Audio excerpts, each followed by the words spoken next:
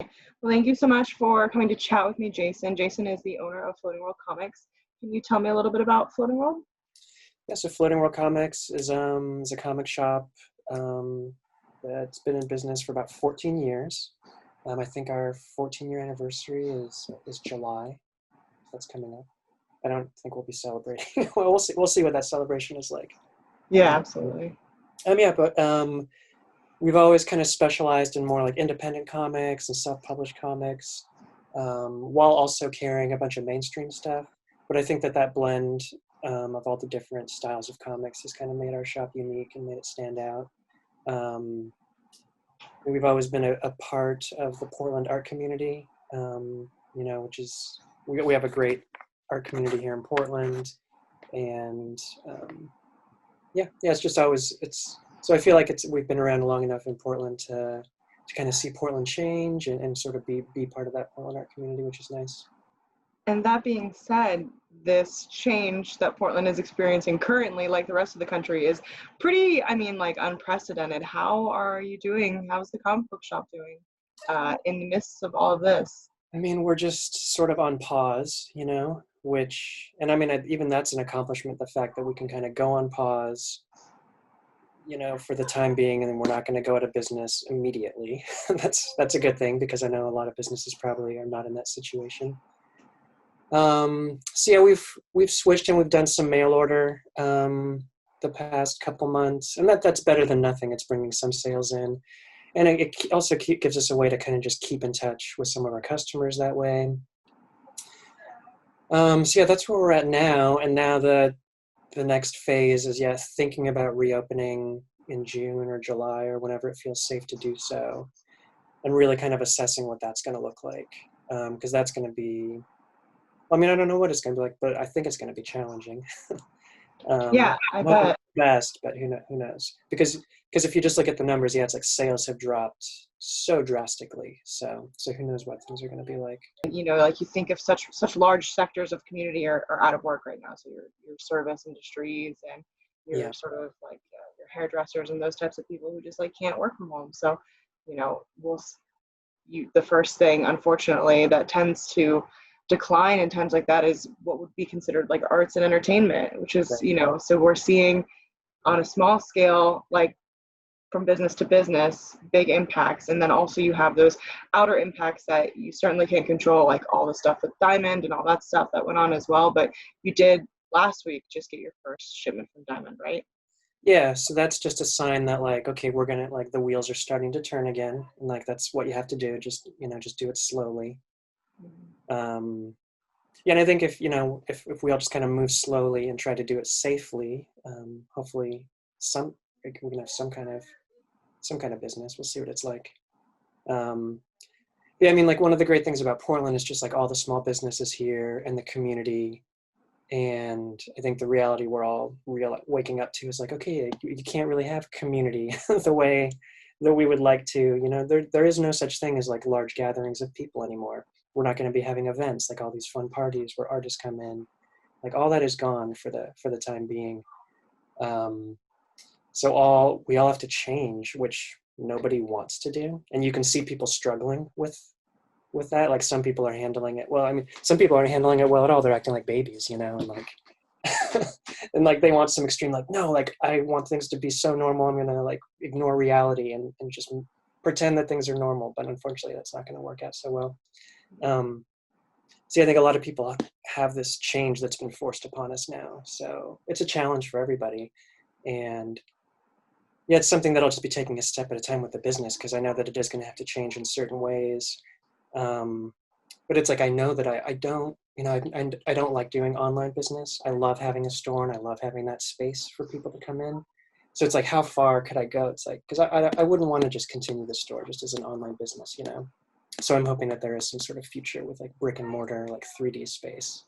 So we'll see how it goes.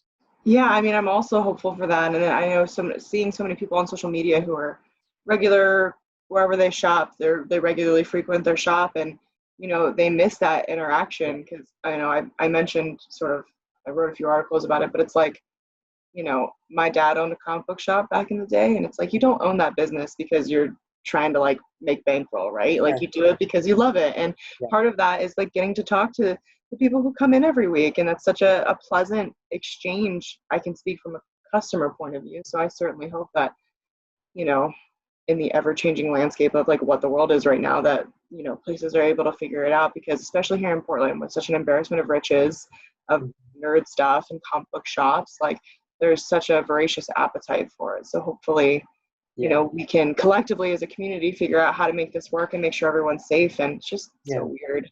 But yeah, I hats off to you for sticking it out. But you've been in this for a long time. This isn't the first time that comics has, I don't know, been precarious, I guess is the. That's true. Yeah, and like I started the store in 2006, which was just before the big like economic crisis.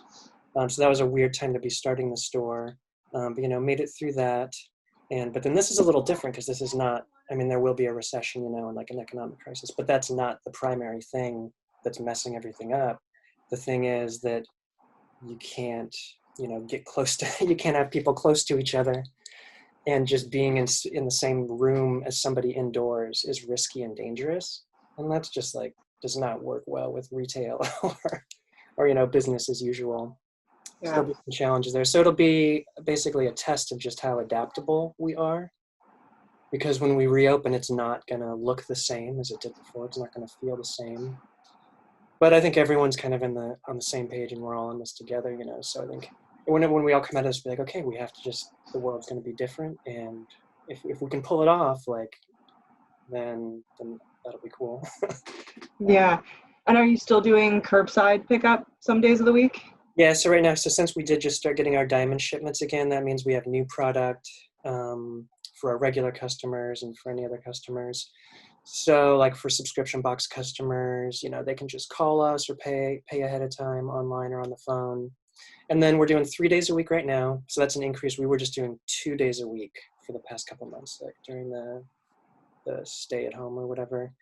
So now we're going to take it slow like that. Maybe every week we add a week of curbside. And then I'm thinking maybe in a month or so, I want to see like what the numbers are like with Oregon as we reopen. I feel lucky to be in Oregon, you know, where our numbers are pretty good and we're doing okay right now. So as long as there's not a surge there, we'll say, okay, let's try to open the doors to the public 1 day a week. And that would probably be Wednesday, you know, New Comics Day. And it'll probably be limited hours, just do like 4 hours, 6 hours. You know, it doesn't have to be business as usual. Like I said, it's not going to be the same as before, where we're open every day, 11 to 7. So yeah, we'll just try that, and we're going to have all of our social distancing stuff set up. And it's going to be a learning process, you know, for me and the staff to see how it feels. And we'll probably have to adapt, you know, if, you know, see how that first day goes and then see if we need to change anything moving forward. But, you know, I'm worried about a lot of things, but I'm also hoping to be pleasantly surprised, just that like our customers are going to be cool with this, and they're going to be appreciative to come into a space that's taking all these precautions, you know. That's going to make, because that's when I have to go out to like pick up some food or something like that, that always makes me feel better, you know, when I see a business that has everything all set up and they've got everything's all sanitized, you know. Yeah. I don't want to go into a place where like no one's wearing masks and you know, they don't believe in science. I would like to stay away from places like that. Yeah, I just wrote an article this morning that made me very angry about stuff like that. But anyway, so it sounds like, I mean, and I don't want to overgeneralize because I can't imagine the position that you and many other small business owners are in right now, but it sounds like you're cautiously optimistic about hopefully in the future things sort of working themselves out. Well, I mean, yeah, I mean, at this point, there's no choice. It's like if we want to continue with this business, the alternative is that you can we can close and change careers, you know, totally like do something different for your living. So that's the other path. But for now, yeah, I'm like, I do hope that I can make the business work.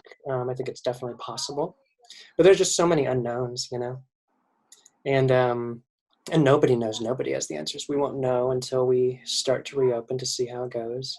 Yeah, it's tough without that certainty, with like no future and like nothing to look forward to. You're just kind of always in the moment, always in today. You can look forward about like 5 days or a week, but really you're just waiting for like to see what the numbers are going to be like and see how your area is handling it. So it's difficult to to operate in those circumstances, but it's doable. It's crazy, you know. But yeah, I would say, yeah, optimistic and nervous for sure, you know, scared of reopening, you know, scared for my health and my workers and everything and everybody. Yeah, and I think that's very logical and smart. I mean, you mentioned like people who don't believe in science, but there are many businesses who will charge forth. And you saw it even during the time when they were all supposed to be closed. Some of them were defiant, and some of them, you know what I mean? But it's nice to hear. I mean, you're a human being. It's nice to hear that as a human being, you're concerned about other human beings. I mean, that sounds so simple, but not everybody feels that way. So it's like, you know, it's And crazy. I'm guessing like we all care about the same things, but then it comes out differently with different people.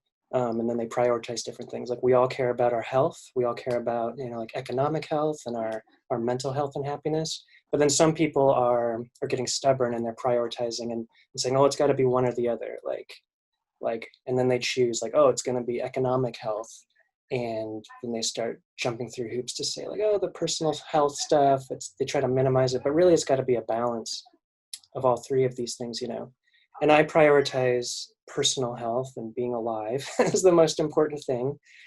And that, you know, has its own restrictions. And the next would be, yeah, I guess like economic health. And because, yeah, you can't just like crush one of them, you know, you can't just have like put 100% into one and then zero in the other because they're all going to affect each other eventually. Right? It's like maybe like one of those like video games, like role-playing games where you get some points at the beginning, like some stats, and you got to balance your character out, you know. So you put some in the one that you think is most important, but you can't just leave the other one at zero, or you're going to have this like, you know, whatever. Yeah. Weak in That's another area. That's me all the time. Like, I'm just gonna make my character really smart, but I'm gonna die in 5 seconds. And maybe Yeah, that's how I am in the pandemic. Well, who knows? yeah. But how has the response been from the customers? Have you heard from any of your regulars? Yeah, I mean, so far it's all been great and like really heartwarming and nice whenever we do have some connections. Because I am staying in touch with a lot of the regular customers who have like subscription boxes and stuff, and they've all been super supportive and amazing. And then we do a lot of mail order with people across the country, and there's issues with shipping and stuff, and like maybe something's out of stock because we just set up an online store Mhm. like really quickly, like in a week, you know. So some of the inventory was a little off, and everyone's been super understanding. There hasn't been a single jerk or anything, you know, complaining. Um, they're all happy to support and super understanding anytime there's a hiccup with shipping or something like that. So that's been cool, you know, and that gives me hope for. And I remember, like, I guess the last time I saw any customers in person would have been like the middle of March. And I think at that point, that last week, you know, we're like slowing things down and we started wearing masks in the store and gloves. And the few customer interactions I had were really nice. And there was just like you could tell we were all like really happy to see each other because we kind of knew that like it was going to be a while. Like we knew that the shutdown was coming and like, okay, I'm not going to see you for a few months. Um, Yeah, but who can anticipate this long? I mean, oh man, and even longer. I mean, Multnomah County will be the last county to completely reopen because we are the most metropolitan county and yeah. we have the most cases, et cetera, et cetera. But yeah, just absolutely wild. But that's what you expect from people who rally, who are in this community, whatever you want to call it, the comics community, the art community, the nerd community, whatever. Yeah. You expect that that they're going to be good and treat each other with kindness and Yeah. Mm-hmm. stuff like that. So I'm really glad to hear that, and I'm sure as the community hears more and more about no cons this year, obviously, but still a bummer, and like those types of things. So you have one side where people are like, oh, that's a bummer. It's a big source of fun. I get to see friends. And you have the retailer side where like that is a lot of revenue for people who Yeah. create art and also like retailers. And so, it's just there are so many variables right now. I'm very glad to hear that one of those upsetting ones is not, the people who are there to enjoy your wares. Yeah. Yeah. I mean, we're losing a lot of things. Like we're losing those big shows and those big events, and we're losing travel. But if I feel like if we're careful, we can try to slowly reopen, and make our worlds a little bit bigger than they are now, which is like so small, right? Just in our apartments, so like we're all just like kind of isolated, you know. And like, so anyway, like we'll see how it goes. But wouldn't it be great if all you had to do was wear a mask and just stay 6 feet away from people? Like if that's all you had, the only sacrifice you had to make, you know, relatively. But then like what you could gain from that? Like if we could gain back some of our world, like, wouldn't that be worth it? I feel like it'd be worth it. So what have you been reading in quarantine? So I'm a little sad that the libraries are closed, but I've been using Hoopla to check out comics from the library. Mm-hmm. So what have I read recently? I just read Frank Miller and Dave Gibbons' Martha Washington, which was really good. I'd never read all that, even though it's been out for like 20 years. I saw you tweet about it, and it's not something I've read either, but I gave it a Google after I saw your tweet. Yeah, it's really fun. It's kind of over the top satire, and I feel like it holds up pretty well. It's kind of timely right now. And then for newer stuff, I've been reading Immortal Hulk by Al Ewing and Joe Bennett and some other artists, and that is really good. It's like a crazy horror story, and it's like in some ways it's like a classic Hulk story, and it's got all the classic Hulk tropes, but he's definitely doing something new with it. It kind of reminds me of when like Alan Moore like took Swamp Thing and made it very different and interesting. He's done a lot of things like that with the Hulk in this one. So That's really cool because I wouldn't normally pick up a Hulk book, to be honest. It's just yeah, not, he's just like not, I like the Dr. Jekyll, Mr. Hyde situation. Obviously, like yeah, that's a very classic trope and it's pretty yeah. interesting, but I've read some Hulk comics that I'm just like, about, but you're not the first person to say that they've enjoyed it. So Yeah, the artwork is insane. It's like getting into these like I don't know, it's like there's all these great horror movies from the 80s like John Carpenter's The Thing and the Lovecraft ones like From Beyond and stuff, which is crazy visuals, you know, and like the latex horror visuals. This book kind of like goes into that territory where it's like an old Fangoria magazine, like crazy gore, and some of the horror elements they've added on are really interesting. anything else, any recommendations for people who are also in quarantine? Like Um, all-time faves or things you think people would really like right now? let's see, what's some like new stuff that's coming out? Taya Matsumoto has a new book coming out in like a week or two, called Ping Pong. And that's a book that, you know, it was published in Japan a while ago, but we're finally getting the English translation. So that is on the way. So I set up a Shopify store for my Floating World comics. So it doesn't have everything in the store, but it's got almost all the trade paperbacks, and I'm kind of keeping on top of the new releases. So if you look at the new releases section, you'll see stuff that just came out in the last week, or stuff that's like on order and will be arriving in the next few days. So you could order it online there. So there's some cool stuff there for sure. That's awesome. We'll definitely make sure the link is here so everybody can find it, so Well, they can see about their new comic books, and you don't have to miss out on that entertainment while you're sitting at home looking for things to occupy your time. yeah, for Yeah. sure. Yeah, and also so on my social media, you know, I've been doing kind of like online sales, just highlighting cool stuff. I'm like, check this out. Like the industry came up with a thing called New to You Comics Day, which was Wednesday is normally New Comics Day. But since we're all just kind of online now, on Wednesday we get on social media and just recommend stuff from like the backlist, like stuff that's been out for a long time, but stuff that maybe people haven't read before. So that's a way to go into the stock that we just have on our shelves. And it's almost like kind of personal shopper, just like hand selling type stuff. Like, hey, here's some recommendations.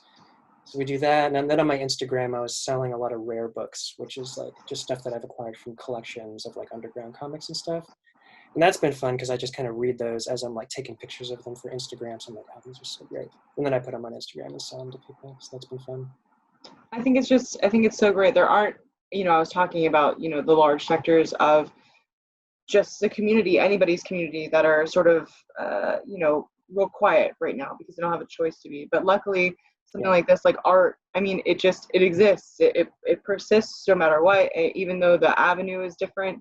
Like if you're looking for it, it's here. Like you can shop just like you were, just like you were. You can get all the stuff just like you were on your shop, and you can, look at all sorts of cool books and stuff like on your social media, and that kind of stuff is just, Yeah.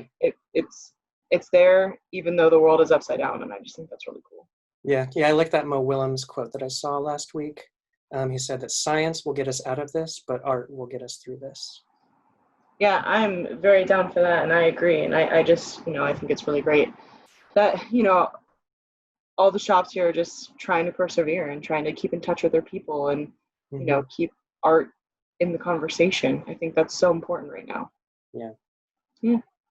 Well, thank you. That's all I really have for you, unless you have anything else. No. All right. Well, thank you. I hope you and yours are doing well, and Yeah, don't be a stranger. All right. Take care. Have a good one. Bye. Bye. Excuse you. You're being rude. Okay. Watson, stop. God.